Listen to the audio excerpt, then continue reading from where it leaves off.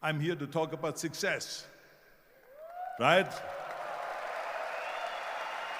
And the way we have set it up is that I'm going to talk about my first 3 rules right up here on stage, and then I'm going to sit down with Jürgen, and he's going to talk to me about the last 3 rules, because there's 6 rules basically that I always have laid out that are the rules of success.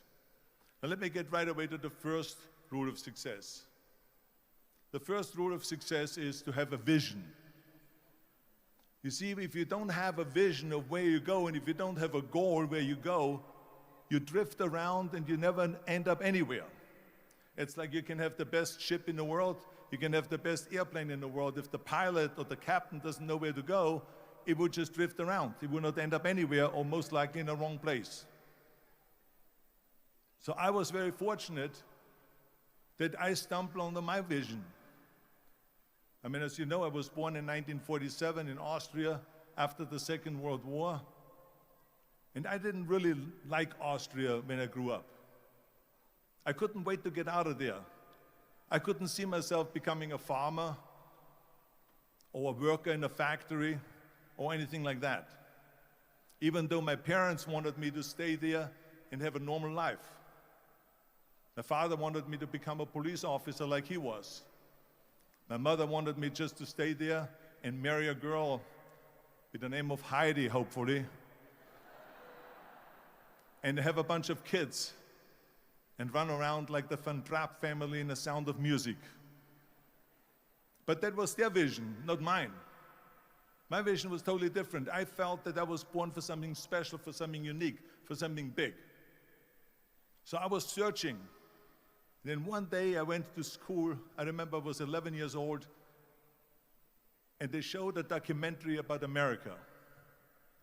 And there they showed in this documentary the huge skyscrapers, the high-rises, the huge bridges, the 6-lane freeways, the huge cars with the wings sticking out, and all of this stuff. And I said to myself, that's where I want to be.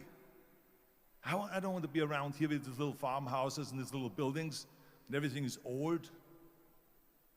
I want to be in America. But now the question was just, how do you get to America? In those days, it was a very expensive trip. It's not like today. So again, I was very fortunate that one day after school, I walked by a store in Graz, which was called Brühl. And it was the only store that really sold kind of American stuff.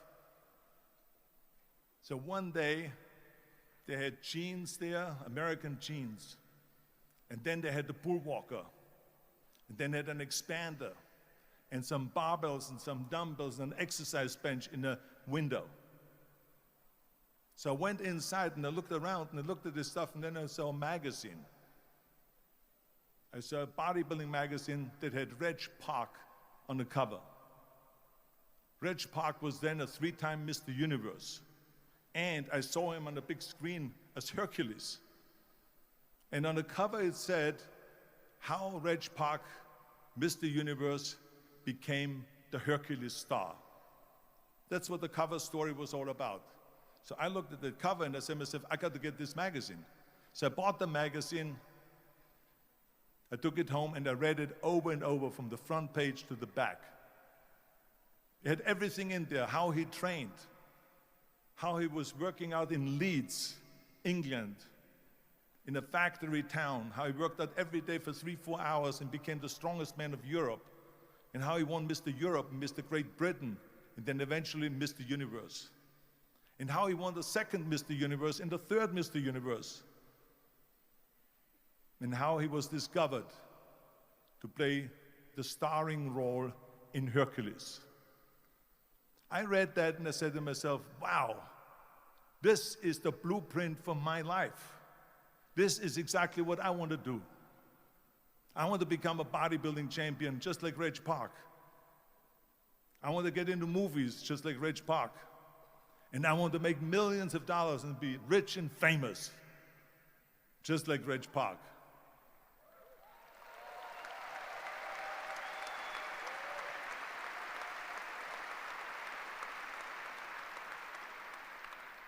Do you know how great it felt that I knew where I was going? Imagine the majority of people don't know where they're going. I knew where I was going, that I'm going to become this bodybuilding champion just like him. So it was just a question of how do you do it? I was so relieved because when you have a goal, when you have a vision, everything becomes easy. Because remember that in America, for instance, when you study, you will see the percentage of people that like their jobs. 74% hate their job in America. Now, there's not much different when you come to Europe. The majority of people don't like what they're doing because they're really not doing it because they didn't have a goal and they followed this goal. They just aimlessly drift around, and then all of a sudden there's a job opening, so they get that job because you have to work. But then when you work, it's a chore. It's work. It's not fun. So if you think about only a quarter of the people really enjoy what they're doing in life, that is unbelievable if you think about it. So I felt so blessed that I knew what I was doing. It's like a medical student that studies and knows he wants to become a doctor. You know where to go. So I knew where to go. So people always ask me, when they saw me in the gym in the pumping iron days, they say, why is it that you're working out so hard? 5 hours a day, 6 hours a day, and you have always a smile on your face. The others are working out just as hard as you do, and they look sour in the face. Why is that? And I told people all the time, I said, because to me, I'm shooting for a goal. In front of me is the Mr. Universe title. So every rep that I do gets me closer to accomplishing that goal, to make this goal, this vision turn into reality. Every single set that I do, every repetition, every weight that I lift will get me a step closer to turn this goal into reality. So I couldn't wait to do another 500-pound squat. I couldn't wait to do another 500-pound bench press. I couldn't wait to do another 2,000 reps of sit-ups. I couldn't wait for the next exercise, for the next half hour of posing and all the kind of things that you have to do to be a champion.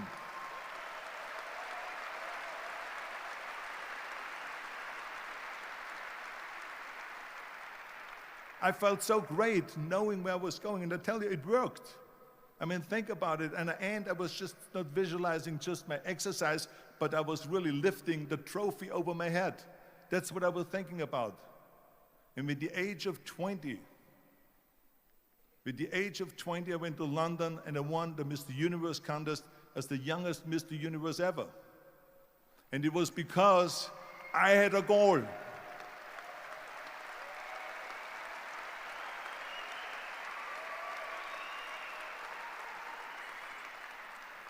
And this is no different than anything else, what I'm talking about. This is not just about bodybuilding. It was the same in acting. I remember when I was doing Conan the Barbarian. I was crawling on the rocks with a sword in my arm, crawling on all four. And of course, being that it's Conan, I didn't have clothes on or anything like that, right? So I was kind of, my knees were bare, my elbows were bare and everything else, and I'm crawling on the rocks. So after 10 takes, my elbows were bleeding and my knees were bleeding. And the director came to me and he said, Arnold, I'm so sorry that you have to go through this, but we need one more take, a close-up of you crawling with the sword towards the camera. Can you handle one more take? And I said to him, I don't know what you're talking about. He says, I'm totally fine. He says, but you're bleeding. I said, because I don't feel it, because I can visualize what the scene will look like in a film. And I'm so excited about this scene.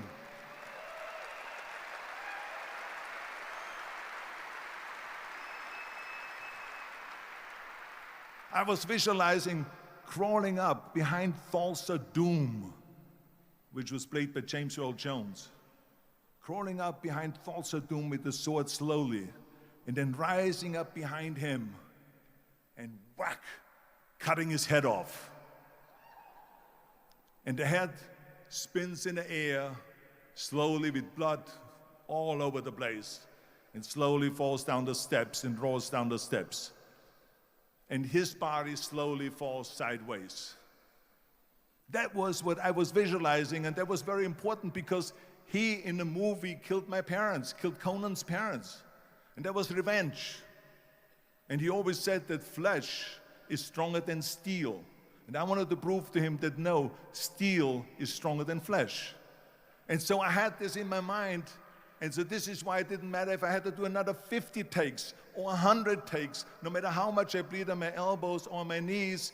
I saw that vision of the perfect scene, and it was an important scene, and I would do it over and over again until we got it.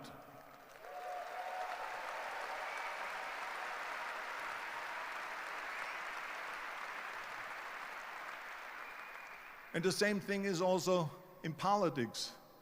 I remember that in politics, I had a very clear vision that I will be the leader of California. That's as far as I could go because I was not born in America, so I could not run for president. So being the governor of the fifth largest state, I should say the largest state, the fifth largest economy in the world, was for me really the ultimate title, the ultimate accomplishment in politics. So even though people came up to me and says, why don't you go and run for something smaller, you're never gonna make it. I ran for governor, and then 2 months later, I became governor of the state of California. Again, because I had a very clear vision what I'm gonna do with California. So let me tell you something, visualizing your goal and going after it makes it fun. You got to have a purpose no matter what you do in life. You got to have a purpose. So that's rule number one, have a vision. Rule number two is, don't listen to the naysayers. Don't listen to the naysayers.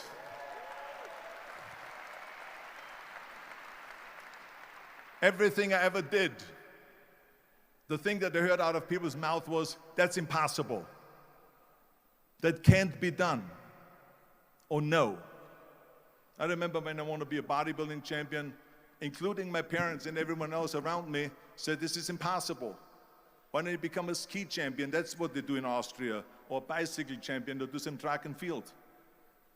You can't be a bodybuilding champion. That is exactly what I heard, and of course I proved to the people that it can't be done. So whenever someone said to me, it can't be done, I heard, it can be done. When they said no, I heard yes. And when they said it's impossible, I heard it is possible. Because I am a strong believer.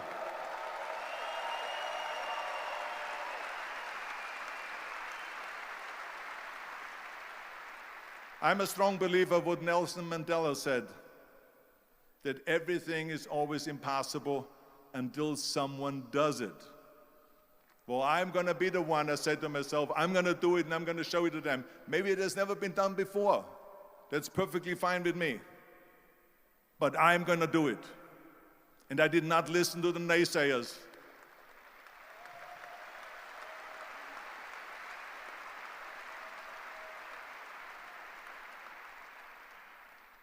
The same was also when I went into, not just in bodybuilding, they said no.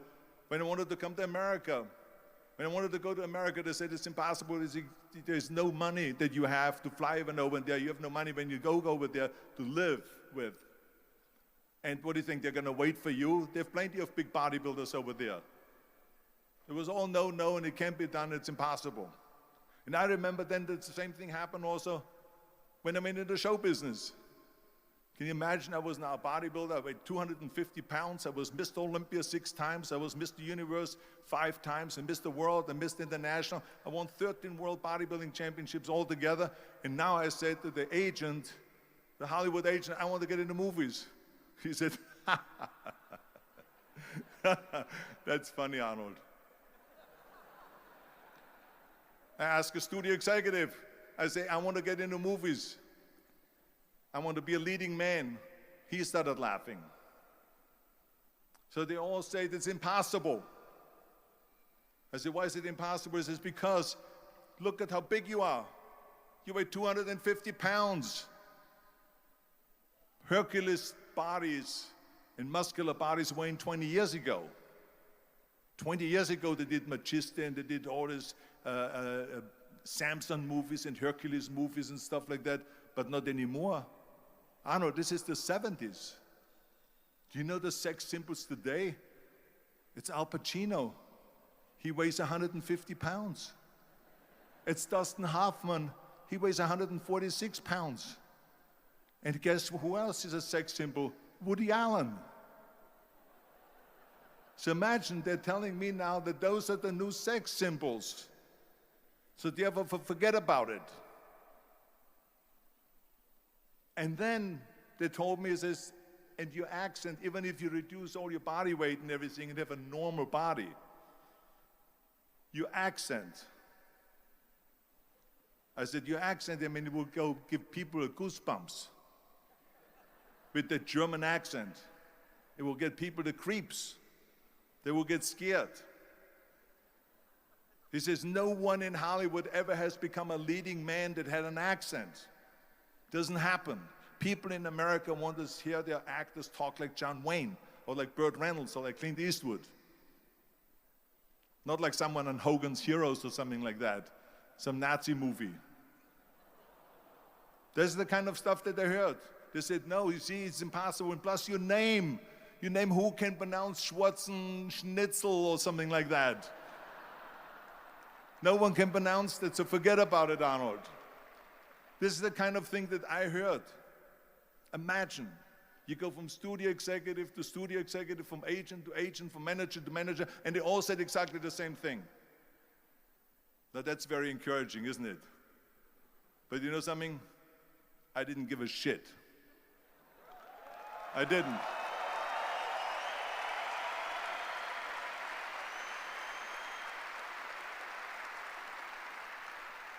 Because I believed that I can be a leading man. I believed that I could be another Clint Eastwood, or another Burt Reynolds, or another Warren Beatty, or whatever those characters were, Charles Bronson, and so on. I believed that I could be those people. I said, there's enough room on that ladder that I can fit up there. And I looked back again and learned from what I learned in sports. In my case, in bodybuilding. It's all about the hard work that you put in. I said to myself, in bodybuilding, I worked out 5-6 hours a day. I'm going to do the same thing now for acting. And of course, I went to college to study English.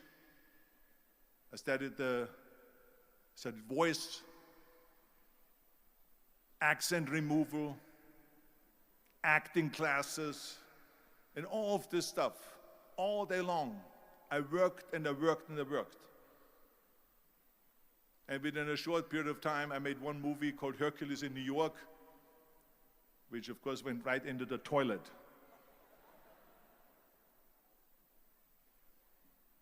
But it didn't discourage me. I still had the same vision. And then all of a sudden I did Streets of San Francisco. I did Stay Hungry and Pumping Iron and The Villain. And then all of a sudden I was asked by Dino De Laurentiis and by Universal Studio, the biggest studio, to star in Conan the Barbarian. And after I did Conan the Barbarian, the director at the press conference said to the press, the director was John Milius. He said to the press, if we wouldn't have had Arnold, we would have had to build one. So think about that.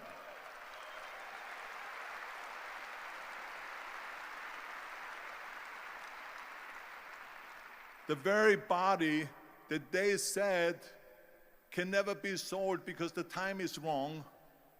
A few years later, I'm doing Conan the Barbarian, and it was the #1 hit at the box office when it came out in the summer of '82.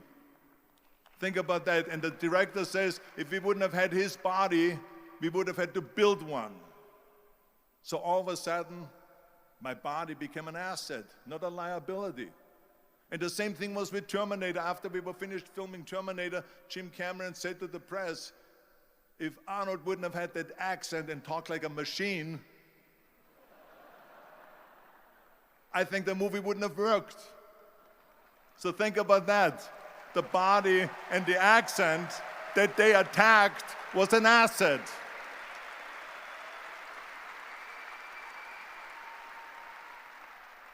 But I didn't listen to those losers. I didn't listen to them at all. Because that's exactly the way it was in politics again, when everyone said no, no, no, and it can't be done, and then became governor of California. And this is with everything like that. This is just the reality of it, is that you cannot listen to the naysayers. So this is a very important lesson for all of you. So when someone says, no, this is a stupid idea, you in your mind, you don't have to say it, but in your mind just say to yourself, fuck you, you're an asshole. What do you know?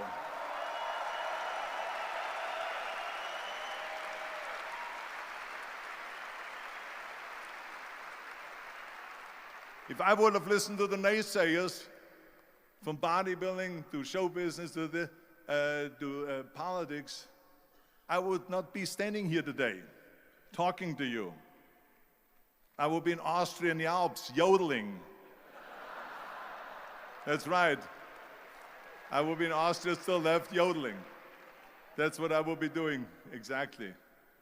So this is why I say don't listen to the naysayers. And the next thing, the third point that I'm going to make to you is, before we sit down with Jürgen and talk about the rest of the three, is work your ass off. There is no magic bill.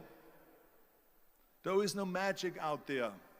You cannot get around. You have to work and work and work. I can tell you, I've watched the day for half an hour, Jürgen and his wife that put on this show, this great, great event here. They work their ass off to put this together. All year long, they work and they work and they work. This does not come together by itself.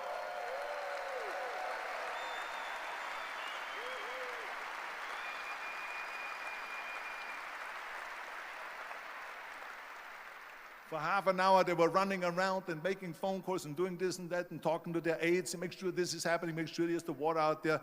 Talking about water, love water. Make sure of this and make sure of that and all that stuff. So it's work. And it drives me crazy when people say that they don't have enough time to go to the gym for 45 minutes a day and work out. Or to do something for 45 minutes to an hour a day to improve. If it is physically improve or if it is mentally to improve. Imagine you read 1 hour a day about history. How much you will learn after 365 hours in 1 year. Think about if you study about the history of musicians, of composers, how much you would know. Imagine if you would work on a business, on some business that you want to develop every day for an hour. Imagine how further along you will go and get. So it drives me nuts because we have, when people say we don't have the time, we have 24 hours a day. We sleep 6 hours a day, so that gives you still 18 hours.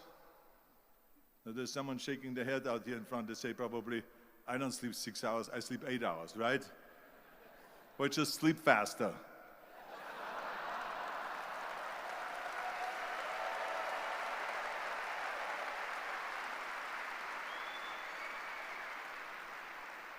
So we have 18 hours a day. The average person works around 8 to 10 hours. So let's assume it's 10 hours, so we have 8 hours left. Then you travel around an hour a day, maybe 2 hours a day. So now you have still 6 hours left. So what do you do with these 6 hours? What do you do with these 6 hours? Then we eat a little bit, then we schmooze a little bit, talk a little bit to people and all that stuff. But you can see how much time there is available if you organize your day. So you got to work hard. I mean, let me tell you something. When I went to America, I went to college. I went and worked out 5 hours a day. And I was working on construction. Because in those days in bodybuilding, there was no money. I didn't have the money for food supplements or anything. So I had to go to work. So I worked on construction. I went to college. I worked out in the gym and at night from 8 o'clock at night to 12 midnight, I went to acting class 4 times a week. So I did all of that. There was not one single minute that I wasted. And this is why I'm standing here today.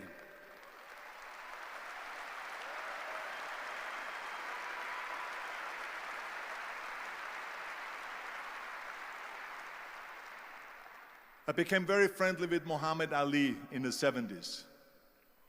And Muhammad Ali worked his butt off. And I saw it firsthand. And I remember that there was a sports writer that was there in the gym when he was working out and he was doing sit-ups. And they asked him, how many sit-ups do you do? And he said, I don't start counting until it hurts. Now think about that. He doesn't start counting his sit-ups until he feels pain. That's when he starts counting. That is working hard. And so you can't get around the hard work. It doesn't matter who it is. As a matter of fact, I believe what Ted Turner said, work like hell and advertise.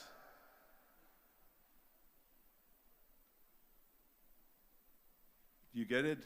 Work like hell, go to bed, and early to rise, work like hell and advertise. So you work your ass off, and then you let the world know about your work. That's what it is all about. Let people know if you have a company, if you have a movie, if you do sports. Work your ass off, but then advertise and let everyone know. So this is what it's all about. So anyway, so those are the 3 main rules that I have here for you today, right here. And then the rest of it we talk about when we sit down now. I think that Jürgen said he's going to pull out some chairs. Then we're going to talk about the other one, which is, of course,